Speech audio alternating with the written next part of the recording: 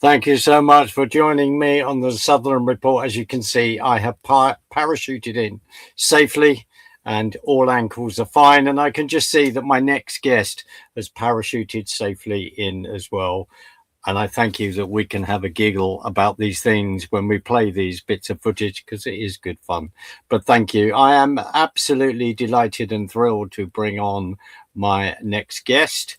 And one of the reasons why is not every day you can then have a quick conversation with someone who's living in Jerusalem. So I am very delighted to bring on Brian Schrauger, which I will do now. And we will then have a huge update and say what is going on. Brian, delighted to see you. And thank you so much for joining me. Likewise, Mark, it's a privilege. Thank you. Brian, let's start from the upset because I will ask you again, upstart, where can people find you? Where can they find your amazing journalistic work and reporting from Jerusalem? Where can they find you? The best place to go these days to see my weekly video reports is on YouTube. The Christian ministry for whom I make these reports has only recently opened up a YouTube channel that is available to the public, not just to subscribers. And so it's on YouTube, and to find it, it's at the @ symbol, Israel_update. So at Israel_update. Brilliant. Well, I will make sure that that is in the description and anything else that you wish to put in there. Brian, I know I sent you a message like there's so much inputs coming in and we are trying to, in between other things that we're doing in life, we're trying to keep up. And actually, I don't feel as though I am keeping up because it's changing by the minute, I think. It really is. It really is.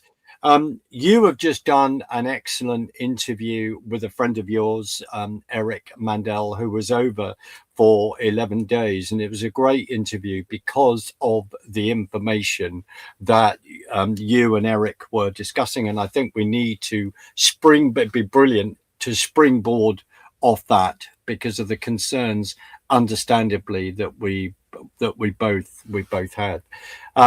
Brian, we need to talk about Iran, and I'm not putting that down at all because it's profoundly serious what's going on, and the fact that the regime thinks it's perfectly acceptable to murder its own citizens on the streets in the way that it is doing. But let's go to this Gaza board. Let's have an update from you on what's happening in regard to that and Gaza, and just give me an overview of that because we are concerned, aren't we? We are indeed. You're right. Things seem to be exploding. They're not just happening all at once. It's not just fast that boom. Yeah. A week ago here in Jerusalem, we were all bracing for a possible retaliatory strike by Iran. Everyone here we don't have post-traumatic stress syndrome. We have stress syndrome that's still going on. From 2 years of running to shelters and wondering if, what might hit, and not only from Iran, but at first it was, of course, from Hamas, and then it was from Hezbollah, and then Iran attacked. And then after Iran was done, it used its proxy, the Houthis in Yemen, over 1,000 miles away, firing rockets, missiles, several times a week.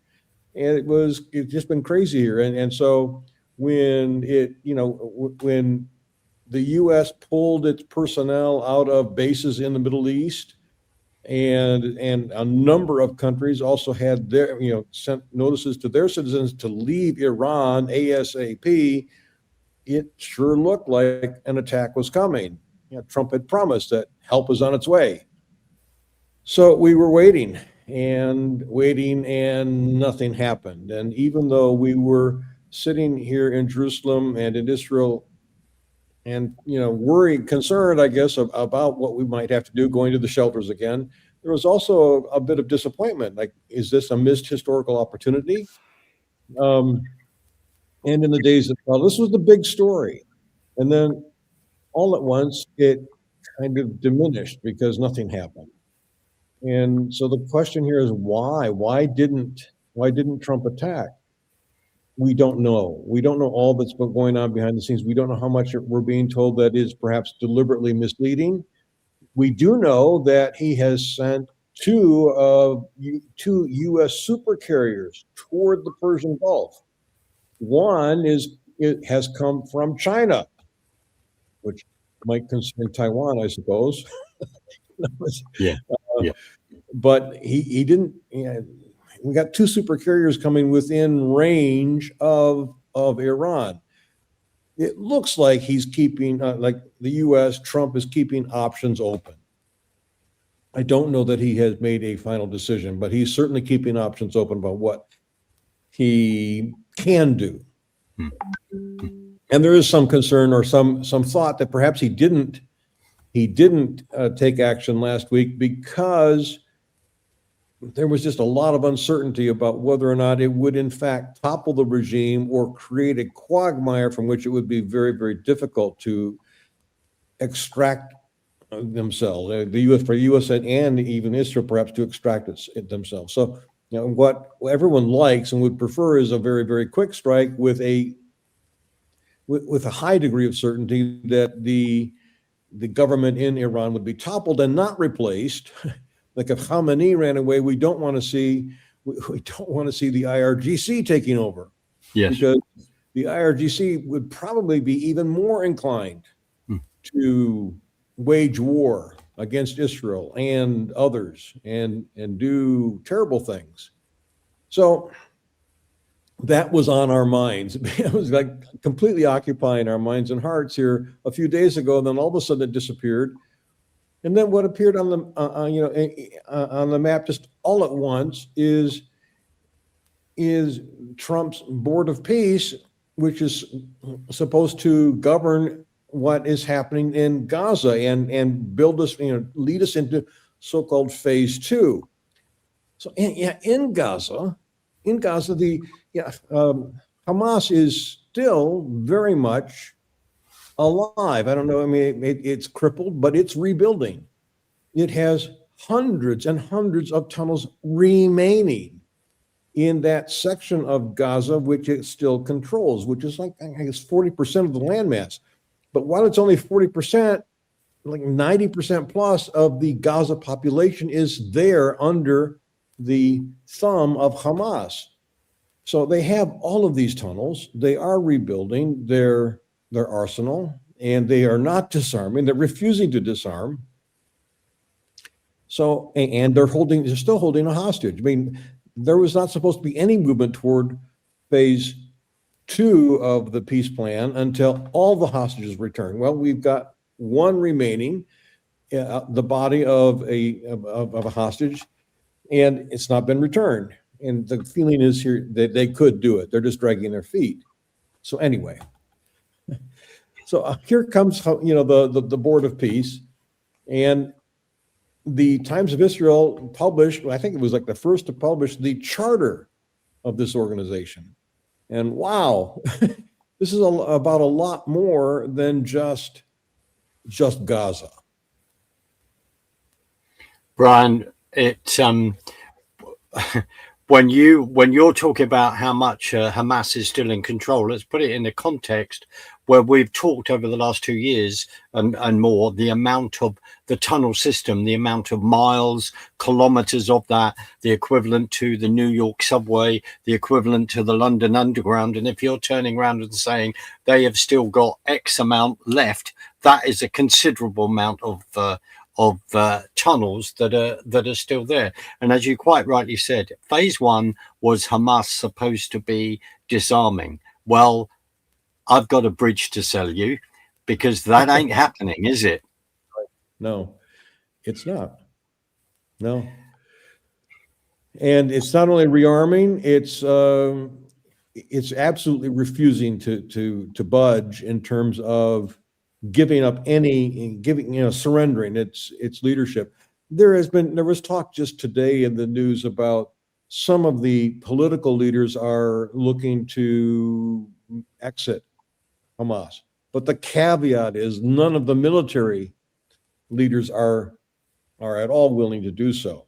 Right. So the frustrating thing here, I think, is that I'm not sure the West ever completely understands that they're dealing with an ideological, a religious ideology here that is unwavering in its intent to destroy the Jewish state, and they're doing it for Allah, and so and for them, and this is especially hard. Death is victory. If they die, they win, and they are more than willing to die. They're more than willing to sacrifice their own people in this quote unquote holy mission, which is, of course, very, very unholy. What I think, again, the West and even Israel sometimes doesn't like to say is that what we're dealing with here is a battle of the gods. The God of Islam, Allah, versus the God of the Jews. I think what you've said is deeply profound, because there is that discussion. People are saying here, who are awake to these things, we have these discussions, that we have our beliefs.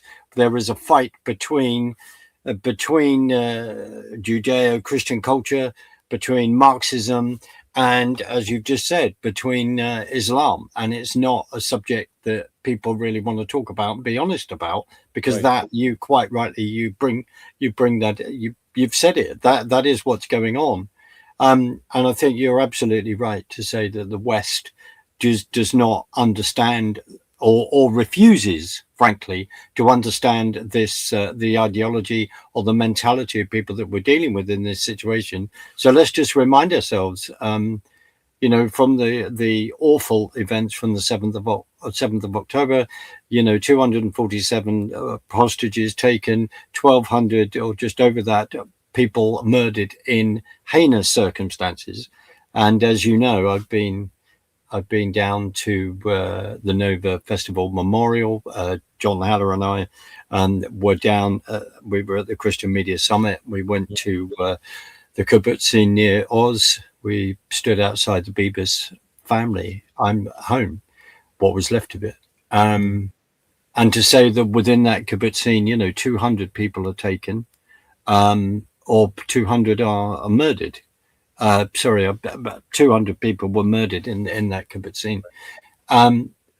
It's, when you're there, it's so hard in many ways to take it in, because it's as though you're going after. I at one point just struggled with it, because the last thing I want to do is voyeurism, but the important thing is to be able to be in a position to talk about things, and from a factual point of view. It was a very moving to be there, to say the least, and important. And then we went up to the Libyan border. We went up to the Syrian border. This is all part of this conversation, Brian, which is really, really important. So what is the reaction in Israel? I've seen bits, yes, to who President Trump is asking to be on this board, when suddenly it's like Turkey wants to park its tanks on the Israeli border via Gaza, without putting words in your mouth. What is the reaction to some of these members? Well, Israel has exploded. The government has exploded in opposition to this, and the opposition, not only the main government but the opposing government in Jerusalem, has condemned it as unacceptable especially for Turkey and Qatar to have any part in governing or administrating Gaza. And not only that, but it looks like the only entity that is being put forward to take over in terms of governance in Gaza is is the Palestinian Authority, Yeah. which is also a very problematic organization in terms of Israel. It is ostensibly secular, but it is in reality very much an Islamist entity. So it's difficult. Prime Minister Netanyahu said that we're not going to accept any Turkish soldiers on or near Israel. I don't know that that's actually on the table right now. It looks like what is being proposed is that Turkey join this Board of Peace. And at least as we are speaking, the last time I checked in the last hour, President Erdogan has not made a final decision. I suspect he will join the Board of Peace. It's the thing to do, unless you're a Western country. Putin has joined. He's been invited. President Xi, China, has joined. Pakistan, very anti-Israel, has joined. The invitations are going out to all the despots of the world, and almost anybody is welcome to join. Now, I don't know if your viewers are aware of this, but Trump has also offered anyone is welcome to join voluntarily, even if they're not invited, by paying a small token fee of $1 billion. So wow. Anyone can join this thing. But what's really, really, really amazing, alarming, disturbing is that there's no mention of Gaza at all in the document. Instead, the charter is to resolve conflicts really almost any place where they occur in the world. And the chairman of the Board of Peace, who is very clearly President Trump, even though this organization has the appearance of voting and passing and doing things, it very clearly states that the chairman has the final say over everything, over the interpretation, over all the understanding of anything that this organization does. And it doesn't appear to me that Trump loses that position if he's no longer president. Apparently, he retains that position in perpetuity and is responsible also for naming a successor. That's not voted on. So you have really a totalitarian control over an organization that, from all appearances, is making a bid to replace the United Nations. So if we follow this line of thinking and bearing in mind scripture, Yes. this starts, as you laid it out brilliantly. You've just said it. So this board, it could go and sort out any war or any situation in the world wherever it wishes to go. And if one person has the final say on that, this sounds this sounds kind of familiar, doesn't it? Yes, it sounds extremely familiar. Where have we heard about this before? Yeah, we've heard about this before, and of course, we're not naming names. We're not suggesting that Jared Kushner would eventually take over, or we're not suggesting that, or any other name. But it's very interesting when you say about replacing the United Nations. So as we've seen, things are in place. There are policies. Things are in place. Here is a charter. How long did that take to bring about? Suddenly, wow. It happened just all at once. Yeah. Yeah, and this is it's there. So, Brian, why don't we join a few dots up here in regard to you've talked about these leaders. Let's talk about how all these countries are then interrelated, and then what they've been up to, because Venezuela may seem thousands of miles away, but it's the contacts that Iran has had with Venezuela, when we talk about narco-terrorism on Yes. the American front door. Right. And just to say, a wonderful lady called Rachel Ehrenfeld wrote a book, Narco-Terrorism, in 1990, not Wow. 2 years ago, but in Right. 1990. I had the privilege to interview her. So we've got that. Then Russia are looking to Iran in regard to drone building. It's right. So we've got that. Then we've got China buying oil from Russia. Then we've got oil coming out of Iran, and I think maybe ending up in China. Then Yes. the link between Iran and Venezuela is because Iran have been giving advice to Venezuela of how to get around all the sanctions. Of course. Hear me, Yes. I'm not saying this to be clever. I'm saying it is that people have to understand all the geo complexities of that. When you raise Pakistan, India, I don't know if Modi has been asked to be on this board, but of course, President Trump has been annoyed with India because they've been buying oil off Russia via the ghost ships, Right. the ghost tankers. Hence why boarding one of these ghost tankers that suddenly goes, we're flying the flag of Ghana, and then halfway across their trip, they suddenly become a Russian ship again. This is all relevant. We won't touch on Greenland in this, but that's another subject. But all the others are really important, so important. When do you think this? So Hamas phase one, Hamas should be completely disarming, and sadly there is still a body over there, which needs to be sent back. And as you said, they're playing with that. Brian, when do they see this first board meeting happening? Because if Bibi Netanyahu, if the whole of the Knesset on all sides is turning around and going, no, how is this going to progress? Do you then see what actions, does Israel feel it's going to have to take in this situation?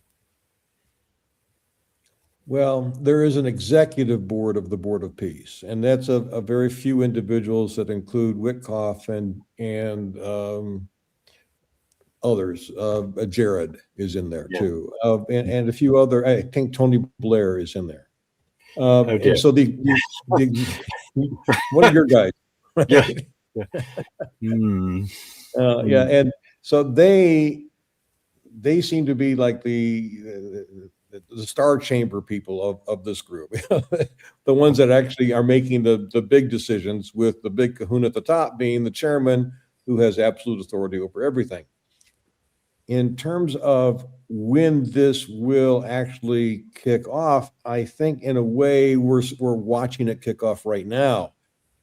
I don't know if you're aware of this, but there is a report today that Trump is having a signing ceremony for people joining the Board of Peace at Davos, at the World Economic Forum on Thursday. So again, things are just moving very, very fast.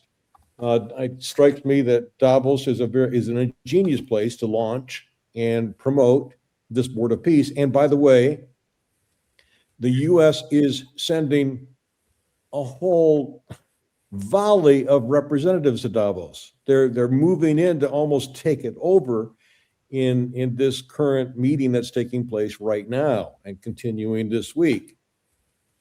So, of course, issues like Greenland are going to come up, but the big thing, I think, really is this Board of Peace, promoting this alternative to the United Nations to settle, negotiate, and deal with problems as they occur anywhere in the world. And I find it very intriguing that Putin and President Xi have signed on to this, right? These are not democracies. And it looks like Erdogan will as well. So, but the other thing is, we've got to remember Turkey is a member of NATO, which is rather interesting, isn't it? So Turkey is saying, when is America going to reward us with the latest fighter jet, whether it's the F-35. Qatar is turning around and going, well, are we going to have them, and are we going to train our pilots in an airbase in Idaho? If people think we're being conspiratorial, we're not. They can go and do the research. Absolutely. But the reason why we need to talk about it is we're trying to help people join all the dots geopolitically, because we sense the direction of travel in regard to with this. We do indeed. And what intrigues me about Turkey is that it bridges the East and the West. The country itself bridges it, right? There's a continental divide goes right through Istanbul. Yeah. The Western and the Eastern are together, and in a very real sense, that's exactly what Turkey does in its attempt to establish a global caliphate. As Iran is diminished in this ambition, Erdogan has clearly been stepping up, wanting to be the Sunni version of a caliphate, a renewed Ottoman Empire, but one that is far, far bigger and perhaps even global. And again, because he's a member of NATO, he's got the West, and because he's also Islamic and he's most of his countries in the East, he's got both of those coming together. It puts him in a very, very powerful position to cause problems. And not only that, but he's also, he underwrote Ahmed al-Shara's takeover of Syria. And he's been actively negotiating in Syria, and apparently would love nothing more than to have some military, perhaps air bases in Syria, which puts him, again, right next to Israel. Israel's very, very alarmed about this. Al-Shara, for his part, has, he's said all the right things, dressed in a suit, he looks very, very nice. Yep. But he is actually acting very much like an Islamist theocratic ruler. He's going in and he's attacking the Kurds most recently, and murdering them. He's going after the Druze, the Alawites, Christians. Yeah, and he's ruthless. It's an Islamist organization, but in a suit, and so and he looked in a very Western look, not in robes and whatever, and things wrapped around his head. So and as our dear friend John Haller says constantly to you, to me, to others, to his audience, watch Turkey, watch Turkey. Absolutely. Watch Turkey. Yes. And he has been, sorry, go on. No, that's right. Things are moving very quickly, and coalitions are being formed, alliances are being formed, and it looks like what's happening is something that could easily and even quickly turn into a global alliance against Israel. Yeah. Where Israel is isolated from the rest of the world in doing what it insists should be done in the world's only Jewish state. I mean, the level of condemnation is around the world is mind-boggling. Anti-Semitism has become acceptable. It's become mainstream. Extremism is no longer something that is done in the shadows to be exposed. Instead, it's platformed. It's out there. Everyone, it's a good thing to be anti-Semitic. It's an acceptable thing. Sorry. It's presented to be something that's quite logical and reasonable. So we are seeing rapid developments of these issues right in front of our eyes. It's really amazing. Well, let's just follow that thought in where this is being pushed, and they're saying this is acceptable. We look at Mandani coming in, being elected in New York. We then think of Tucker Carlson, as we call him, and let's just remind ourselves in Qatar, in the fact that Hamas leadership were living there were there in there with their billions of dollars, while people in Gaza are suffering. So we'll just throw that out. Then with all of that going on, we've got, you know, Nick Fuentes, Candace Owen, John and I have called all these people out, and many others have. And people suddenly go, yes, but I used to follow them and they're really good. And no, just do the research, find out what they are saying now. But you are, and then of course when he went to the Doha Forum, and I have to say, so was Don Jr. there as well. This is what's been confusing for so many people. I think what you profoundly said, this new global alliance, because in many ways, so let's just say this. So Trump, of course, not a huge fan of the United Nations. In a sort of art of the deal way, would turn around and go, how can I create something that goes around it? You know, it's a bit like, I need to build this building in Manhattan. There's a road in the way. How can I take the road around the building? So there's this kind of thing going on. And then if he's signing this at Davos, and the fact that many people in Davos can't hate his guts and can't stand him, they're then waiting him to leave office. And then they're going, oh, but he's put this in place. Well, we'll just keep it. And we'll just be happy about this because it enables us to take on Israel and all the rest, and all the unfortunate circumstances come out of what they want. This is their dream. Brian, it's it's rather alarming, isn't it? Really? It is, right. And it's disturbing too to see even President Trump keeping his office door open to the likes of Tucker Carlson, who was just in the Oval Office a matter of 2 or 3 days ago. Yes, he was. Yeah. Being welcomed there, in spite of his relentless anti-Israel rhetoric being promoted on his program every time he broadcasts. He mentions and condemns and focuses on Israel, Israel, Israel, Israel. As of course does Candace Owen. Did you see? You probably know about her latest allegation that Charlie Kirk was an alien. He was not an alien. He was a time traveler. Yeah. He was a time traveler from the future who was trained in an X-Men kind of school. I mean, this is like totally whack stuff. And she claims that he was telling her he was a time traveler or something like that. And she just keeps getting weirder and weirder and weirder, but she doesn't seem to be losing her audience. People are listening to this woman.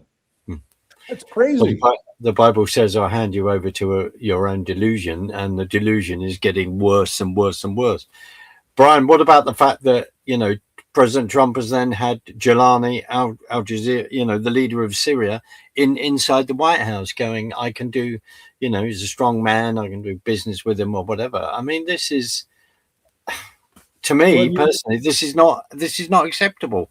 Well, you mentioned the art of the deal, and I think what you mentioned about Trump developing something to, you know, a building to get a road out of the way, and that's what this Board of Peace looks like. I think, and I'm just guessing here, but I think that Trump believes that he can, if he keeps his enemies close to him inside this Board of Peace and has complete authority over it, that his good moral character can keep all of them in line and keep them from exploding. So I think in his mind, he's the guy, he's the savior to come in and protect the world from these leaders, these despots, by keeping them close, by bringing them into the fold. That's one read. He does very much admire. I mean, he's known to admire strongmen. Erdogan is someone he likes. Yes, and it certainly looks like he sees himself as a strong man as well, and wants to play that, be that person. But I think he believes that he's the morally good person that can control all the other bad guys. That's what it looks like. I think you're right. I mean, when you talk about, when you say his views of Erdogan, and again, John has reminded us about the tweets he sent Erdogan, going, "I see what you've done there. You're clever." In regard to Syria, I mean, this is profoundly serious. This is people's lives. This is people's lives, and what has gone on from there. So you're absolutely right in the psychology. It's just that it's concerning to us, because has he not realized how much money Qatar has put into educational establishments in America, and what has been funding from the river to the sea marches and all the rest since the 7th of October, and all the ideology that they have then pushed for many years in the education system in America, if not around the world, if not over here. Yeah. Does he not realize that? Because our concern is who is around him bringing all these things to his attention. Well, that's a problem right now, because he has basically two divisions, or two groups of people talking to him. The isolationists, the ones that don't want to be involved in so much in global affairs, they also tend to be the ones that are pushing him to do less with respect to Israel. I don't think that's going to work with him, but it looks like these people could inherit the conservative kingdom of the USA, if you will, through J.D. Vance and who was also very close to Tucker Carlson. Yeah. So those voices are there, but they tend to be spreading the philosophy that really everything is the big problem is Israel.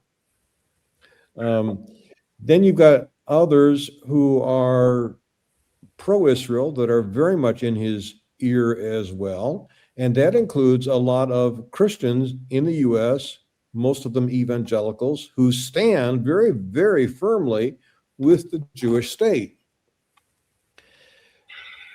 So it's hard to tell which voices will prevail, because he's very much an unpredictable person who is looking to do a deal. And it's a mentality I don't think we're used to seeing in governance, that the measure of winning is financial and not so much moral. There's quite a spread in the Wall Street Journal today about the amount of money that Trump has made and his family has made since he became president. Their tally, which they admit is low, is $1.4 billion has been added to his wealth in the 1 year that he's been in this current administration. So I don't think he sees it as a bad thing. I think he sees it as fine. It's people should prosper from doing good, and if Qatar gives me a jet, fine. He's supposed to be able to. By the way, I didn't realize till I read the Wall Street Journal article a little while ago, just before we spoke, that apparently he is going to keep that jet after he's no longer president. So this Air Force One, this incredibly expensive thing, is going to be Donald Trump's means of transportation, perhaps as the ongoing chairman of the Board of Peace. Well, he needs to sweep it for bugs first and the various other things, I think. Well, the other thing is, and I want to throw this in, he needs to be extremely careful, because to us the Bible is very clear. You start doing things of dividing the land, you are in serious trouble. And of course, that is not popular to say in certain circles, because we're so immersed in replacement theology here in the UK and around the world. but that is true. Yeah, the issue replacement theology is making a huge comeback right now. The narrative, in fact, there was a notice put out by some council of Christian churches here I saw it. in I saw Israel, it. Yeah. condemning Christian Zionism as basically a heresy that is doing tremendous harm to the gospel and yada yada. And this narrative is focused on those voices that are speaking into Trump's ear right now, saying, stand with Israel, don't back down, continue to stand. It's not surprising, really, that the target is becoming more and more Christians who stand with Israel. It's not just Jews, but it's those of us who are insisting that we have a moral, and not only a moral interest, a moral obligation to stand with the state, but it's in our self-interest to do so.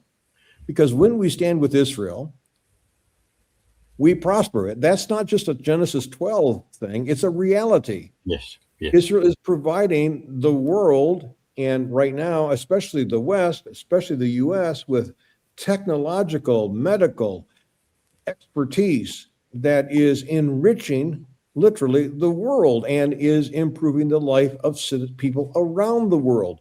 And those who are aligning with Israel and working with Israel in these areas are prospering, and that's a good thing. So Christians who support Israel are now becoming, and this has been developing for years, but Christians who support Israel have become the target of anti-Israel rhetoric. You're probably aware of a conference that takes place in Bethlehem in Israel every 2 years called Christ at the Checkpoint. Yes. John has talked to me about this. Right. And yeah, I attended Mother Isaac and all this. Muther Isaac. Yeah, he's Muther Isaac. Yeah.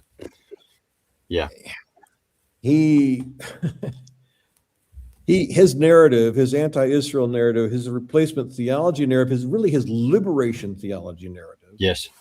Gained a tremendous amount of exposure 2 years ago, right after October 7, 2023, when he put up a creche in his church.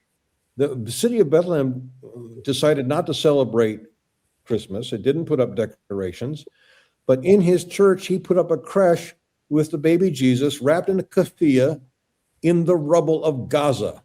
Yeah. Well, this went viral, and it went around the world, and he was brought to the Church of England to meet, and he was brought all over the world and was given given platforms in public forums like Tucker Carlson's program. He was featured on Carlson's program. He sat down with him and spouted all this stuff without any objection by Tucker. Well, I have attended a number of those conferences. I'm not going anymore, but in the early years from like 2012 through 18 or so, I went to them and covered them. And even then, it was very, very clear that they were targeting Christians who stand with Israel far more than they were targeting or promoting the explicit anti-Semitic stuff. And they were going after those of us who stand with the state of Israel as a biblical moral obligation. Absolutely. Well, you use that word liberation theology. They're Marxists. That's the ideology.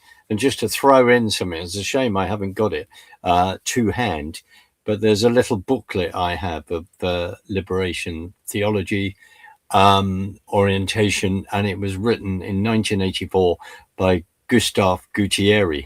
Does that name ring any? No, I love this book. Yeah. Yes, ring. I mean, this is what we're saying is this whole how long this has been and why you've been to those conferences, because we need to understand what people are thinking and where this is coming from.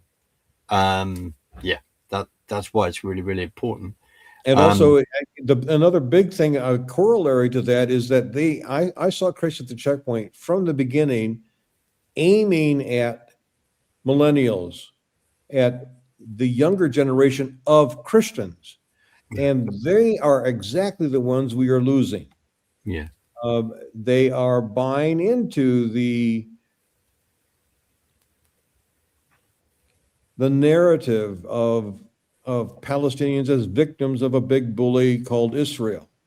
And they're buying into that whole Star Wars mentality, if you will, that this is, you got the force of darkness and against the force of light, and you want to tap in, and Israel is portrayed as Darth Vader.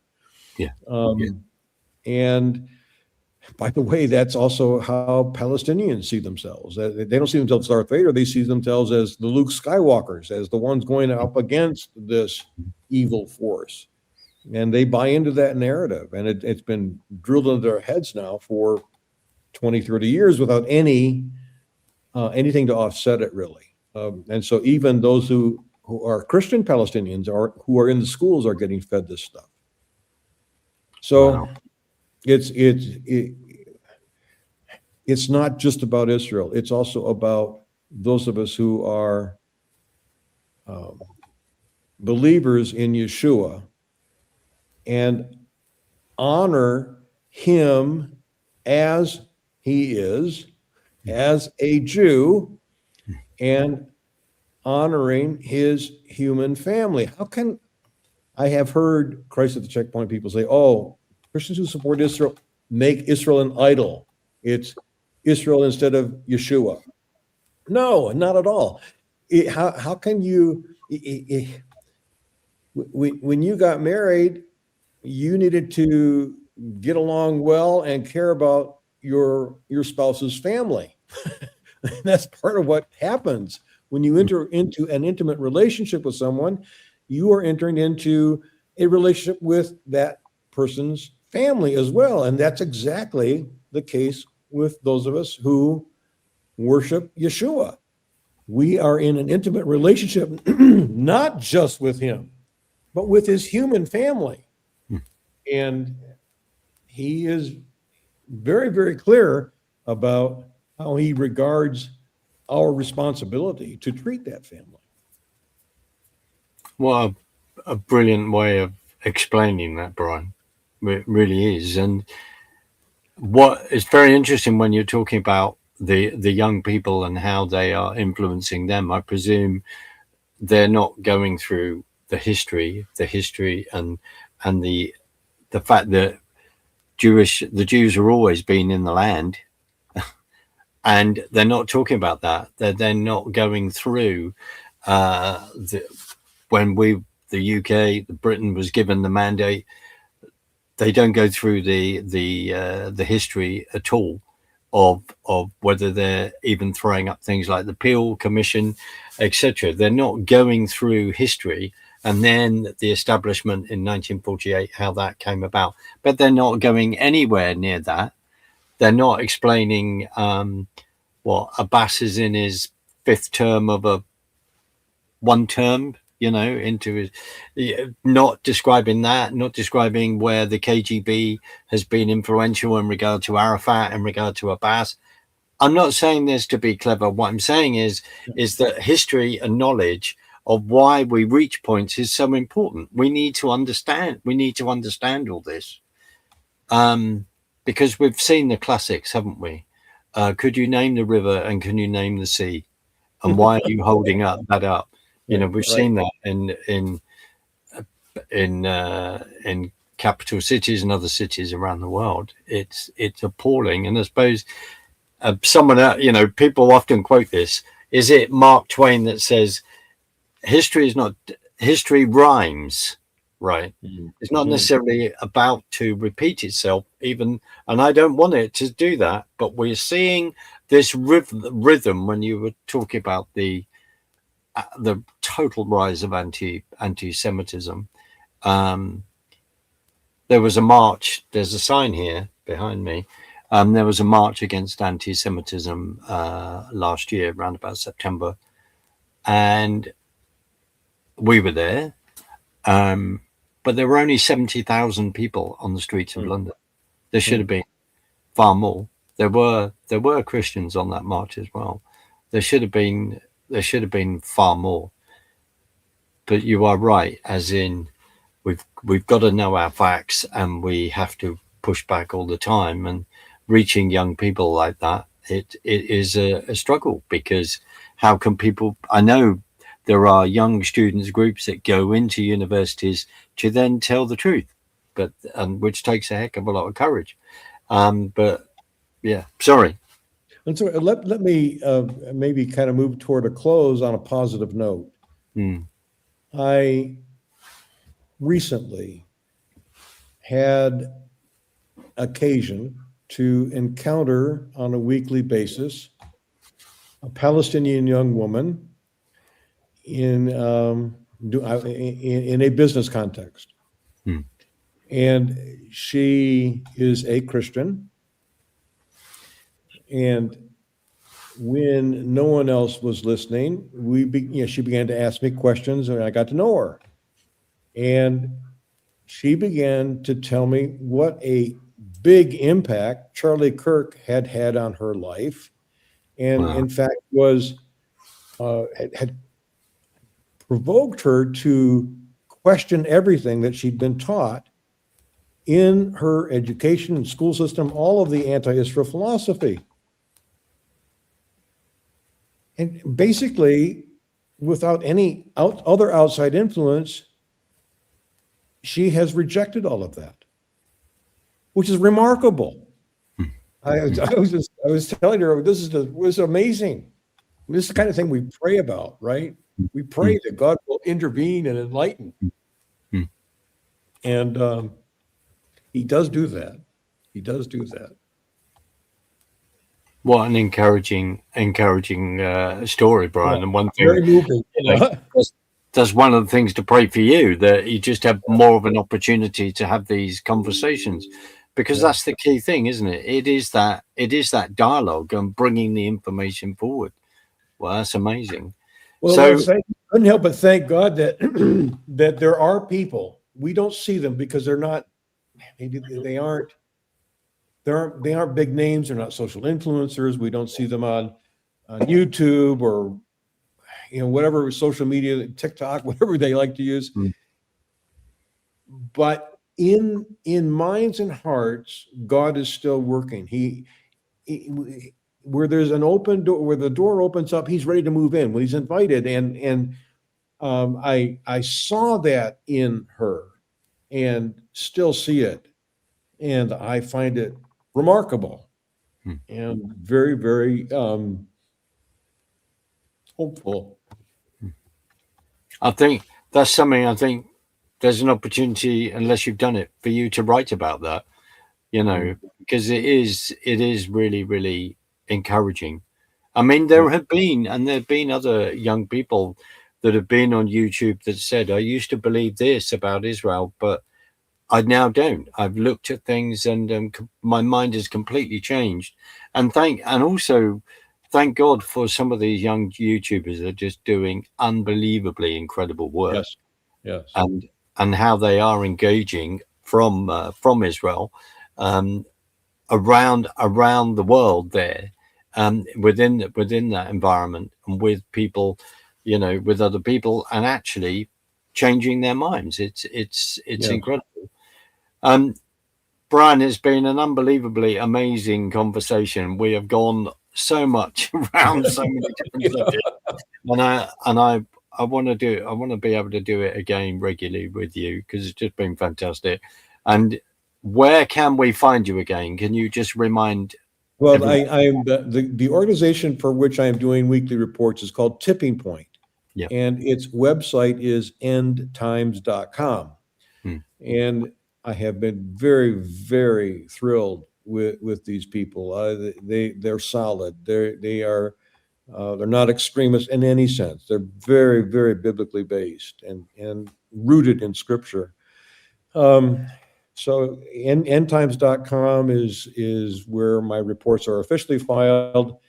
And as I mentioned earlier, lately they have now become available just recently to non-subscribers on YouTube, and it's go to YouTube, and the channel is at Israel_update.